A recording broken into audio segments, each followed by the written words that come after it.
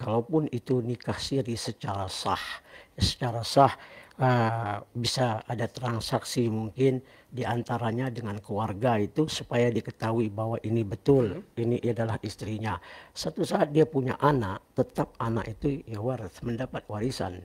Walaupun bagaimana, karena dia punya hak, karena itu adalah yang mana pernikahan siri itu adalah sah. Jadi secara hukum mungkin di Kementerian Agamanya bisa diproseskan itu ya kena. Tetapi kalau dia nikah tanpa wali, yakni tanpa wali nasab, tanpa saksi atau mahar, ini yang kita takut ini jadi perbuatan yang tadi ibu itu bertanya hanya untuk hawa nafsu saja, dan ini hati-hati ya Karena kawan Allah iman, ya. tidak karena Allah. Jadi kita nikah kenapa? Karena Allah yang memerintahkan kita nikah dan Rasulullah yang mencontohkan bagaimana tata cara menikah itu. Jadi akhwat Ya. iman, sebenarnya yang pertanyaan Pak Ustadz tadi itu bisa diselesaikan di Kementerian Agama dan tetap itu dia Untuk mendapat mendapatkan hak-hak. legalitas, iya, bisa diurus. Nah, jadi kalau kita lihat dulu zaman Rasulullah banyak punya istri 4, betul enggak? Iya. Di Timur Tengah juga, tapi tetap secara hukum agama itu jelas karena dalam pernikahannya tidak boleh dimain-main. Tetapi kalau hanya pernikahan bentuk perzinahan, hanya sekedar berdua aja saya kawinkan kamu, maka ketika di dalam akad nikah itu ada transaksi jual beli.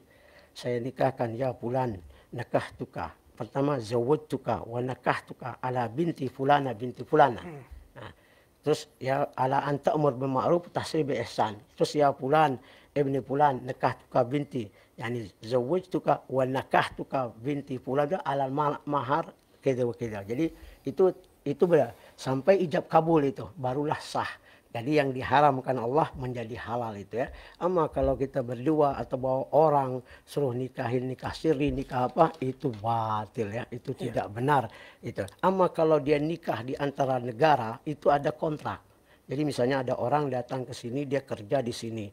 Dia selama dia kerja 5-6 tahun, terus dia cari istri, dia boleh. Itu namanya kontrak, dalam arti kata dia tidak bercerai. Tetap dia nikah, ada wali, ada mahar apa. Pada saat nanti 5-6 tahun dia punya anak, maukah istrinya ikut dia pulang ke negaranya atau ke kalau nggak mau, istri itu punya pilihan gitu, berarti nggak?